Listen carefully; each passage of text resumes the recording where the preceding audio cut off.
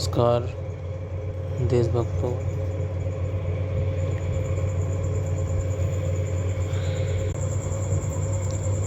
आज ना ऐसा लगा कि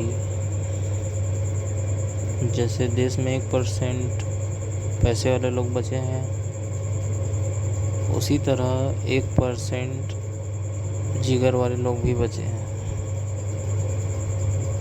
जिसमें से हमारे भरत भाई एक थे, हैं, अभी भी हैं, सभी के दिलों में पहुंच गए हैं अभी। और बड़े बड़े जिनको आप समझते हो बड़े लोग, उनके दिलों में उनका खौफ बैठा हुआ है मरने के बाद। जैसे बाबा साहब मरने के बाद ज़्यादा कीर्तिवान हो गए थे, वैसे भरत भाई शहीद होने के बाद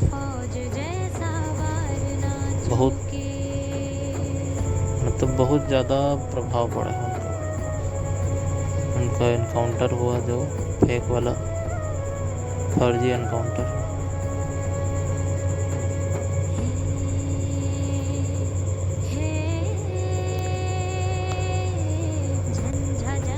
फिर आज मुझे ये बात भी समझ आई कि ये देश जो है ना, भारत देश, ये 99% नपुंसक हो चुका है। हाँ, सही, एकदम नपुंसक हो चुके हैं। सबको अपनी अपनी पड़ी है, बस अपनी। मैं किस चीज़ है? मैं, मेरा परिवार, मैं, मेरा परिवार।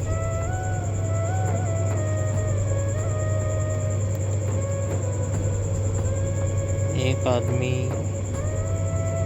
पूरे देश के लिए मर गया। एक आदमी। अभी 2026 में कोई देशभक्त ढूंढ के बताओ। पहले नेता होते थे जो अपने देश के लिए लड़ते थे, और आज नेता हैं देश के लोगों को मार रहे हैं, जीते जी मार रहे हैं। हर इंसान, कोई सरकार आ जाए, कुछ नहीं बदलेगा।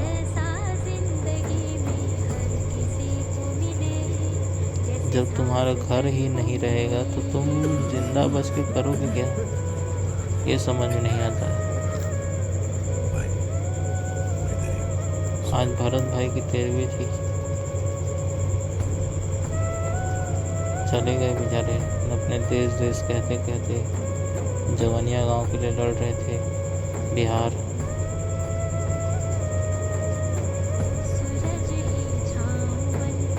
जितने राजनीति से जुड़े लोग हैं, ब्यूरोक्रेसी से जुड़े हुए लोग हैं, ब्यूरोक्रेट्स, सब मन ही मन मुस्कुरा रहे हैं। ऐसा लग रहा है बहुत बड़ा तीर मार दिया है। आज काम करते करते दुकान पे एक न्यूज़ चैनल चल रहा था, तो मैंने एक न्यूज़ भी देखी कि सुप्रीम कोर्ट में उनकी याचिका को लगाया गया था, उसको रिटर्न हाई कोर्ट भेजा गया है। मतलब जिस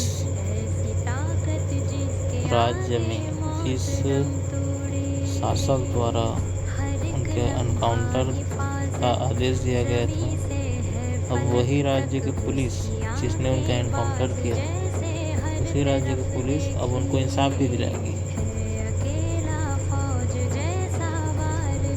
क्या सैल्यूट है इस महान देश के महान सिस्टम को। नेता मंत्रियों को गाली नहीं देना है। अभी 25 में हुआ है चुनाव, 2025 में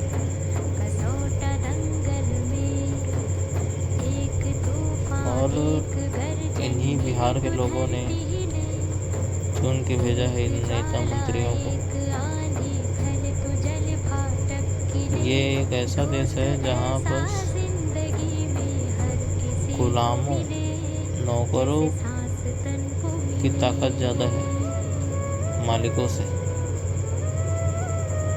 ऐसा देश है, नौकर मालिक को चलाता है,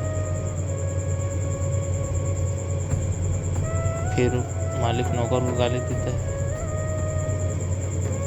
फिर नौकर उसको कुचल देता है।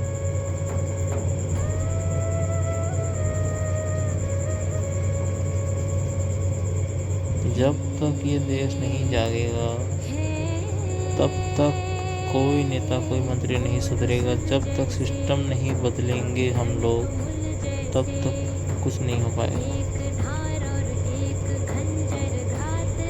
कोई भी नेता आ जाए, पूरा जो भी सरकार चल रही, पूरे भारत में जो सरकार चल रही, वो भी बदल जाए तो कुछ चेंज नहीं होगा। देख तो रहे हैं हम सब चीज़, सभी राज्यों को देख रहे हैं। वो सत्ता में आता है, वो उसको मारता है, वो सत्ता में आता है, वो उसको मारता है। बीच में पीटेगी जनता ही, मलाई खाएगी सत्ता। इसलिए तो ये लोग, बड़े बड़े लोग पार्टियां बना बना के बैठे हैं, बड़े बड़े पार्टियां। गलती इनकी नहीं है, गलती है आप लोगों की। मैं अपने आप को नहीं गिनता हूँ, आप लोगों में। आज 23 साल का हूँ, 3 बार चुनाव में वोट दे चुका हूँ। 1 रुपया आज तक किसी से नहीं खाया है। आए थे बंदे लोग देने के लिए, हमारे घर पैसा देने आए थे। पैसा खाओगे, उसमें पूरा 100 करके नेता मंत्री तुम्हारे से लूट लेंगे।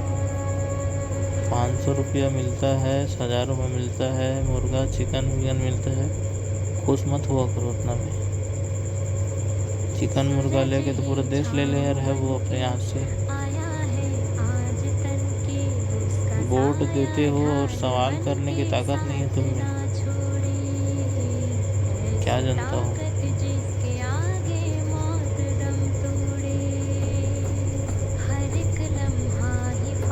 इसीलिए भरत भाई को सलाम है।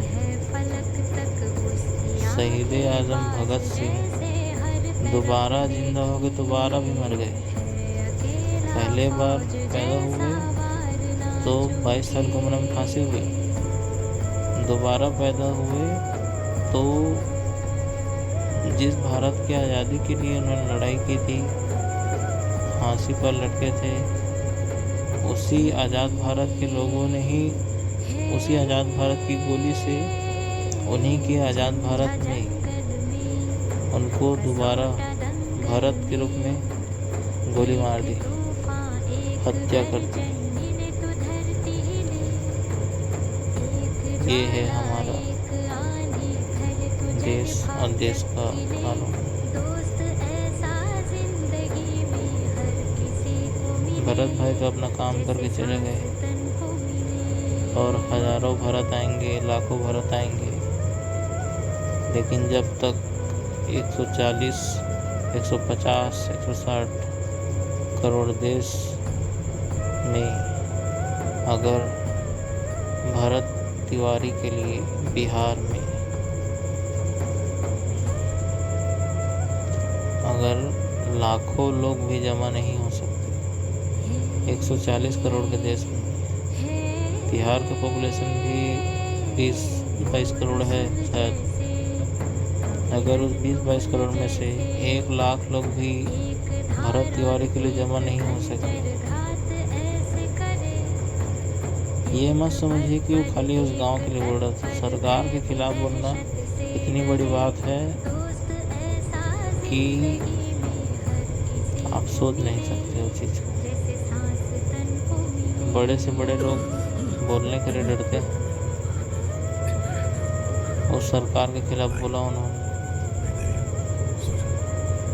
सरकार को बुरा नहीं बोला, सिस्टम को सुधारने की कोशिश की, न्याय से लड़े वो।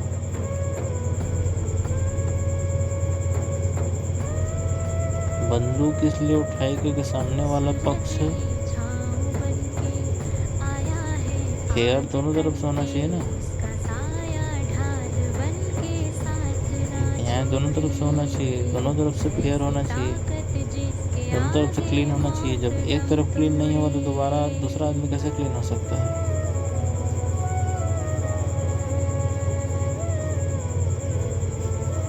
खाली एक ही तरफ से होगा सब चीज। ये आदमी कागज पत्र लेके घूमते रहे दुनिया भर, अब वो इनको घुमाते रहे, बंदूक निकाली, देखो कैसे सब लाइन पे आ गए। ऐसा तो हमारा देश है।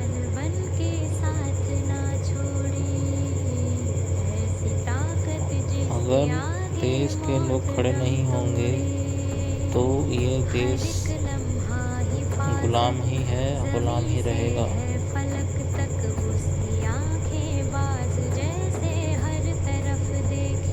भाई मैं तो नौकरी पेशा हूँ, भाई मैं तो किसी पार्टी से जुड़ा हूँ, भाई मुझे तो टाइम नहीं है। ठीक है, जाओ अपने अपने सब काम में जाओ, कोई जमा मत हो किसी के लिए, कोई किसी की मदद मत करो, कोई भरत तिवारी जैसे लोगों के लिए जमा क्यों होगा? सब अपने अपने काम में बिजी हैं। जिस दिन तुम्हारे ऊपर आएगा और तुम्हारे लिए कोई खड़ा नहीं होगा, तब इस दिन को याद करना कि इस दिन क्या हुआ था। सामने वाले के लिए मैं खड़ा नहीं हुआ था, इसीलिए मेरे लिए कोई खड़ा नहीं है। हर किसी के लिए खड़ा होने जाने की जरूरत नहीं, लेकिन जो सामने दिख रहा है क्लियर, भरत तिवारी केस में सामने दिख रहा है क्लियर किसकी गलती क्या गलती है।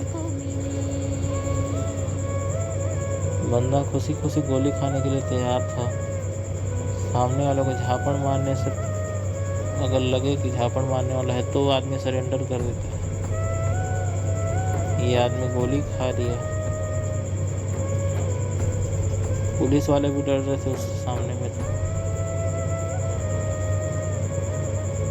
और ऐसे लोग सिस्टम की नज़र में पागल ही हैं, पागल ही कहा जाएगा।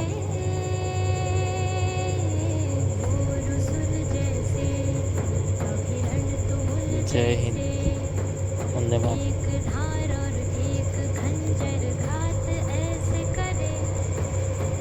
मैं आज से ये प्रण लेता हूँ कि भरत भाई, शहीद भरत तिवारी के अधूरे कामों को मैं अपने सरजमी से, अपने मिट्टी से उनके काम को शुरू करूँगा। मैं ये वचन देता हूँ।